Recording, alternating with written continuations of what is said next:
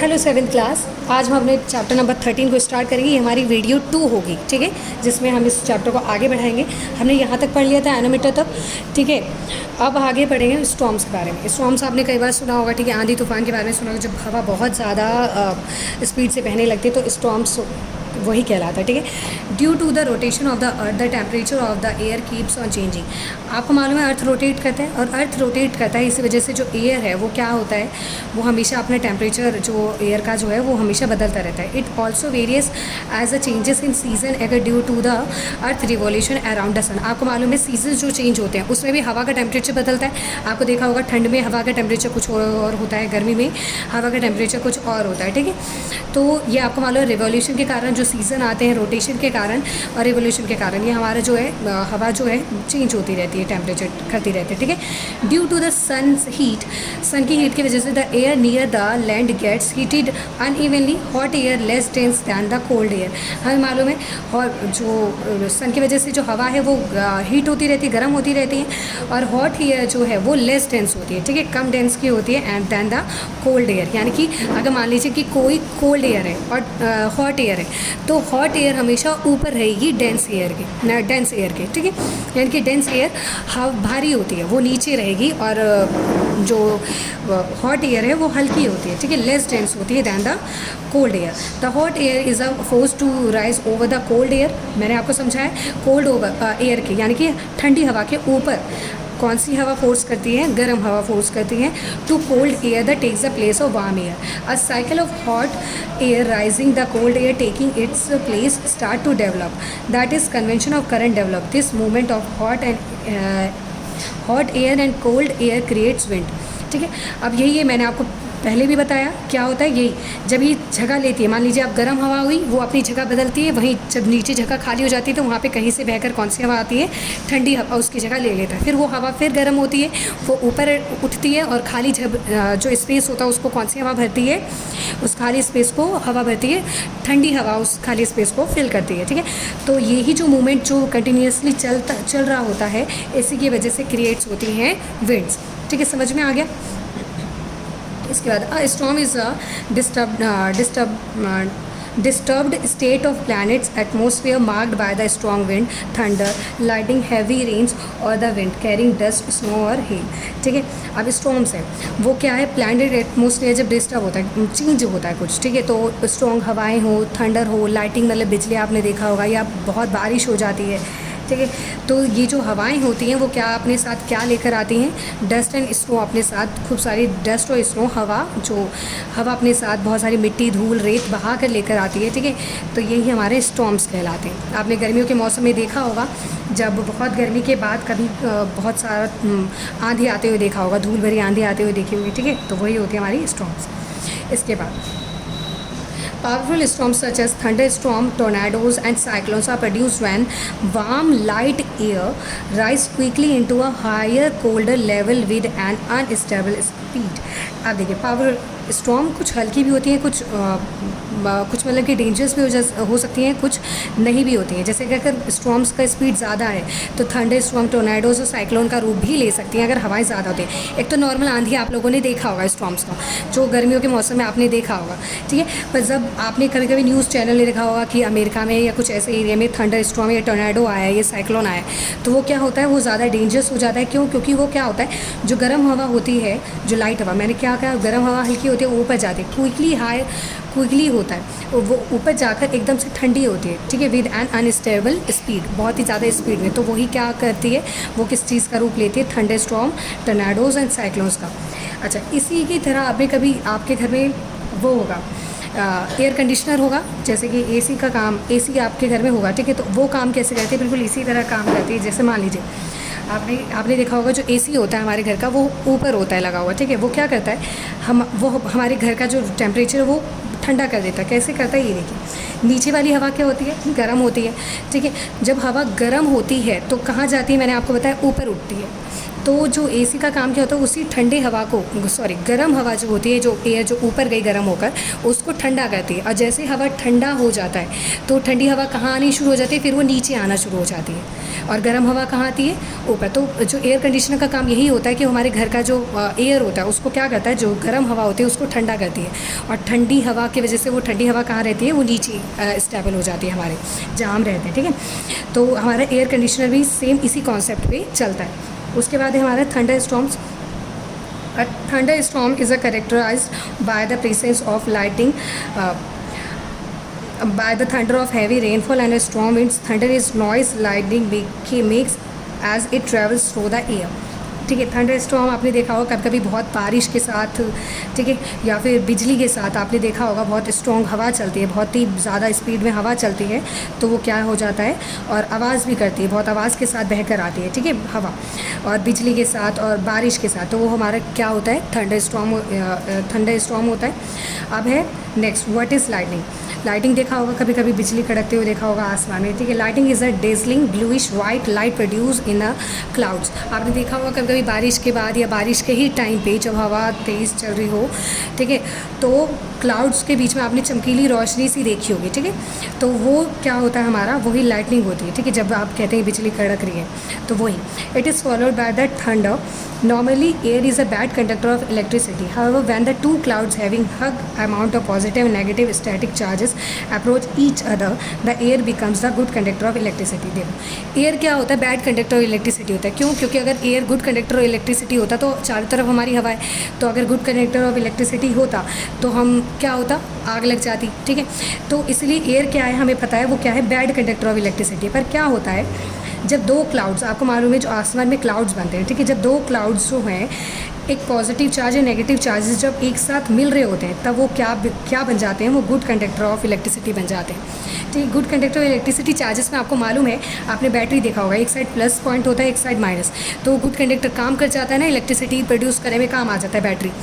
ठीक इसी तरह जब कोई क्लाउड है तो, ठीक है, एक पॉजिटिव है एक नेगेटिव बना लेता है, ठीक है, और वो दोनों एक साथ कहीं पे आ जाते हैं, जैसे यहाँ पे एयर है वो प्लस के हैं, फिर माइनस के हैं, फिर प्लस के हैं, तो जब इस पोजीशन में जब जो क्लाउड्स है वो अरेंज हो जाते हैं, तब क्या आता है, तब हमारी लाइटनिंग बनती है, ठीक है, तब हमारी बिजली कड़कती जो है आवाज़ के साथ वो हमें सुनाई देती है, ठीक है। And electric light use to cooking gas in a kitchen is another example of electric discharge through air. अब है इलेक्ट्रिक लाइटर है, ठीक है, आपने देखा होगा इलेक्ट्रिक लाइटर आपने किचन में देखा होगा जो कि काम करती है, ठीक है, तो वो भी इसी फॉर्म में ही काम करती है, ओके। इसके बाद आगे, the electrons from the negatively charged clouds push their way through the air, so as they reach the positively charged clouds, in doing so the air gets white hot and hence a dazzling bluish white streak of light is formed, which is called lightning. अब क्या होता है, वही electrons मैंने आपको बताया negative और positive का, ठीक है। जब नेगेटिव चार्ज क्लाउड्स जो होते हैं वो push their way through an air, so as it reach to the positively charged clouds. जब नेगेटिव चार्ज व क्लाउड्स, मैंने आपको बताया जब नेगेटिव चार्ज क्लाउड्स जो होते हैं पॉजिटिव क्लाउड्स चार्ज के पास पहुंचते हैं, ठीक है, तब क्या होता है, एयर गेट्स, जो हवा होती है वहाँ के आसपास की, वो white hot and hence dazzling bluish white light जो होता है फॉर्म होता है, ठीक है। यानी कि वाइट लाइट जो वाइट हॉट लाइट उसमें से निकलती है, रिलीज़ होती है, ठीक है, उसी एयर में से, आसपास के एयर में से, ठीक है। और डेजलिंग मतलब चमकदार ब्लूइश लाइट आपको दिखाई नजर आएगी, इसे ही क्या कहते हैं, लाइटिंग। यहाँ पे ये आपकी डेफिनेशन होगी, ठीक है, अगर डेफिनेशन आती है तो आप यहाँ पे ये लिख सकते हैं। Because of this intense heat is produce, the air suddenly expand and send out of hug pressure waves, these waves produce clap of thunder. यही अब इसमें से हीट प्रोड्यूस होता है, ठीक है, the air suddenly expand and send. अब heat release होते ही तो एयर जो मैंने कहा, जब हवा जो है हीट होती है, गर्म होती है, तो वो क्या होती है, फैलना शुरू होती है, ठीक है, प्रेशर के साथ वो फैलना शुरू होती है, it produce clap of thunder. तो यही फिर क्या करती है, थंडर का निर्माण करती है। Imagine of negatively charge clouds passing over a tall building, this clouds induce positive charge on the top of a building and negative charge at the base of due to the electric induction. As per positive charges attract negative charges, therefore the free electrons from the cloud start pushing their way through the moist air, the forms of short of conducting path. When these electrons reach to the building, suddenly all the charges in a cloud flow into the building. Thus the lightning strike with a devastating effect and set off the building on fire.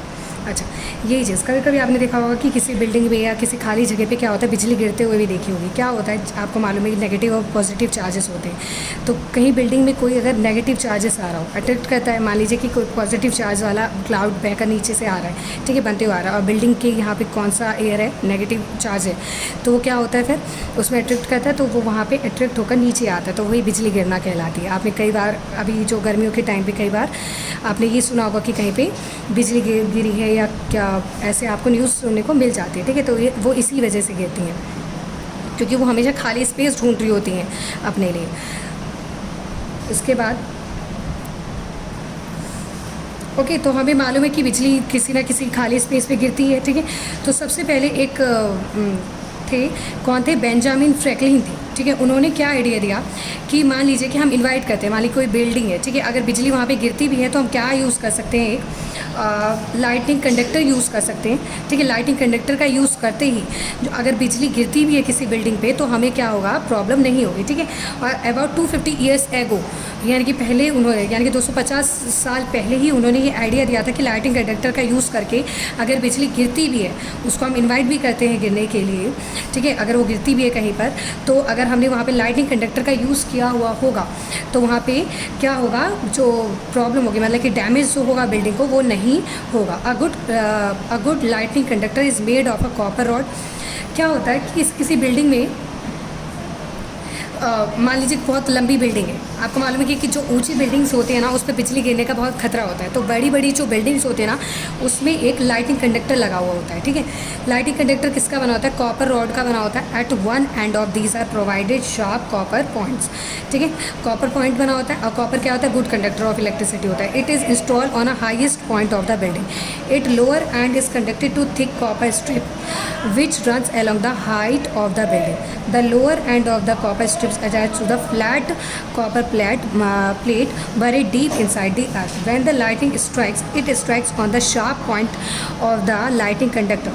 As copper is very good conductor of electricity, therefore all the electric discharges from the cloud follow into the earth without damaging the building. ठीक है, damaging the building. However, questions must be exercised to ensure that the contact between the conductor and the earth very good. If it is not so, both lighting conductor and the building which is supposed to protect may get damaged by lightning. Okay, ठीक है। तो आपको मालूम है कोई सा भी lighting है वो सबसे ऊंची बिल्डिंग पे गिरती है, ठीक है। तो क्या करते हैं, जब लंबी लंबी टॉलेस्ट जो बिल्डिंग होती है उस पर ना एक क्या करते हैं, हम सबसे उसके हाईएस्ट पे एक कॉपर कंडक्टर लगाते हैं। कौन सा, क्या लगाते हैं, मान लीजिए ये बिल्डिंग है, ठीक है, ये हमारी बिल्डिंग है, सबसे ऊंची बिल्डिंग है, उस पर हम क्या करते हैं, उसको बचाने के लिए, ताकि बिजली गिरे तो डैमेज ना हो हमारी बिल्डिंग, क्योंकि ऊंची जगह पे बिल्डिंग हो सकता है कि ऊंची बिल्डिंग्स पे जो बिजली है वो ज़्यादा गिरे, चांसेस होते हैं, ठीक है। तो हम क्या करते हैं, उसके सबसे ऊंचे वाले टॉप पे हम एक कॉपर का प्लेट लगाते हैं, ठीक है। कॉपर जो होता है वो गुड कंडक्टर ऑफ इलेक्ट्रिसिटी होता है, ठीक है। तो ऐसे में पता है क्या होता है, जब बिजली गिरती है, मान लीजिए गिरी, तो वो क्या करता है, और वो बिजली, वो जो कॉपर जो प्लेट होता है ना, वो अटैच दूसरी साइड से अर्थ के नीचे होता है। एक उसका जो पॉइंट होता है वो कहाँ होता है, एक टॉलेस्ट बिल्डिंग के सबसे ऊपर में, और उसका दूसरा पॉइंट कहाँ होगा, अर्थ के नीचे, अर्थ के बिल्कुल नीचे। तो क्या होता है, जब बिजली उस पर गिरी, ठीक है, तो सारे जो कंडक्टर्स हैं, ठीक है, सारे जो ही वो हैं, जो बिजली है, तो वो उससे होते हुए, जब अगर गिरती है इस पर, तो वो गिरते हुए उसके साथ होते हुए कहाँ पहुँच जाती है, ज़मीन के नीचे जो हमने फ्लैट कॉपर प्लेट लगाया होता है, ठीक है। तो जो ऊपर जो बिजली गिरी, ठीक है, बचाने के लिए, तो वो कॉपर जो कंडक्टर है वो सारी बिजली को लेकर ज़मीन के नीचे जो प्लेट लगाई हुई है कॉपर की, ठीक है, तो उसके पास पहुँच जाती है, उसके पास पहुँच जाती है। तो ऐसे में क्या होता है, उस बिल्डिंग पे हमारी बिजली तो गिरती है, पर उस बिजली का जो मान लीजिए कोई बिजली है वो गिरी तो, पर वो बिजली का पूरा वो कहाँ पहुँच जाता है, अर्थ के नीचे पहुँच जाता है। ठीक है, क्यों? क्योंकि हमने क्या यूज़ किया हुआ है इसके टॉप पे, कॉपर यूज़ किया हुआ है। कॉपर क्या है? Good conductor of electricity. तो जो बिजली गिरती है तो सीधे अर्थ के नीचे पहुँच जाती है। पर ये ध्यान रखने बात है कि जो हमने इसके बीच कनेक्शन बनाया हुआ है, एक कौन सा, एक टॉप पे लगाया हुआ और एक अर्थ पे लगाया हुआ है, एक अर्थ के नीचे लगाया हुआ है ना कॉपर प्लेट को। अगर इनके बीच में कहीं भी अगर कनेक्शन जो है ख़राब हुआ तो फिर क्या होगा, वहाँ से ही फिर बिजली बिल्डिंग में पहुँचना शुरू कर जाएगी। तो इसलिए जो कनेक्शन है ऊपर से लेकर अर्थ के नीचे, ठीक है, जहाँ पे हमें उस बिजली को नीचे पहुँचाना है, तो वो कनेक्शन जो है बिल्कुल ठीक ठाक होना चाहिए। अदरवाइज़ नहीं तो हमने जो बचाने के लिए उसको लगाया है ना, वो बिजली फिर से बिल्डिंग को हार्म कर ही देगी। तो समझ में आया आपको कि ये जो लाइटिंग कंडक्टर क्या है, लाइटिंग कंडक्टर क्या है, क्या यूज़ करते हैं टॉलेस्ट बिल्डिंग में। टॉलेस्ट बिल्डिंग को बचाने के लिए कॉपर का यूज़ करते हैं, कॉपर रॉड लगाते हैं और वो कॉपर रॉड का क्या काम होता है, सारी बिजली को अर्थ के नीचे भेज देता है। ठीक है, तो इसके साथ ये जो है नेक्स्ट चैप्टर हम नेक्स्ट वीडियो में करेंगे, इसके आगे वाला, ठीक है, आगे का टॉपिक।